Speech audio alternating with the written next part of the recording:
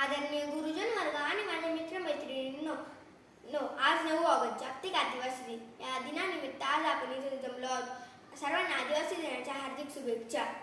जंगले राखली तुम्ही, परंपरा जपल्या तुम्ही, निसर्ग देवतेची देव पण श्रद्धेने राखले तुम्ही, म्हणूनच आदिवासी बांधवांचा सन्मान करतो आम्ही. मित्रांनो, संयुक्त राष्ट्र संघाला स्थापनेला 50 वर्ष पूर्ण झाल्यानंतर त्यांच्या असे लक्षात आले की 21व्या शतकात म्हणजे संगणकाच्या तंत्रज्ञानाच्या युगात सुद्धा काही देशामधील आदिवासी लोक उपेक्षित जीवन जगत आहेत.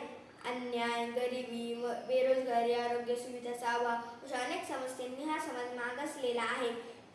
अशा समस्या सोडवण्यासाठी संयुक्त राष्ट्र संघाने 1994 पासून 9 ऑगस्ट हा दिवस जागतिक आदिवासी दिन म्हणून साजरा करण्याची घोषणा केली. आदी म्हणजे खूप आदिवासी या शब्दातील आदी म्हणजे खूप आधीपासून, वासी म्हणजे वास्तव्य करणारे, खूप आधीपासून वास्तव्य करणारे लोक म्हणजे आदिवासी होय. आदिवासी लोकांना निसर्गाविषयी खूप आवड असते. ते निसर्गाच्या प्रत्येक वस्तूला ते देवताच मानतात. ते निसर्गाची पूजा करतात.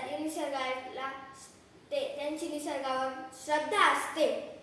ते जंगलातून कंदमुळे, फळे, तंतू, मध अशा अनेक प्रकारच्या औषधी वनस्पती गोळा करणे, लाकूड कटाई करणे हे त्यांचे मुख्य व्यवसाय. आदिवासी लोकांच्या गोरमाटी, वाघारी, पावरी अशा अनेक प्रकारच्या बोली भाषा आहेत. ते परंपरेचा ठेवा एका पिढीतून दुसऱ्या पिढीला कथा, गाणी, नृत्य इत्यादी माध्यमातून देतात. आज आपल्या देशाचे राष्ट्रपती या एक आदिवासीच महिला आहे. ही आपल्या सर्वांसाठी एक अभिमानाची गोष्ट आहे. आला जागतिक आदिवासी दिन साजरा करूया सारे मिळून.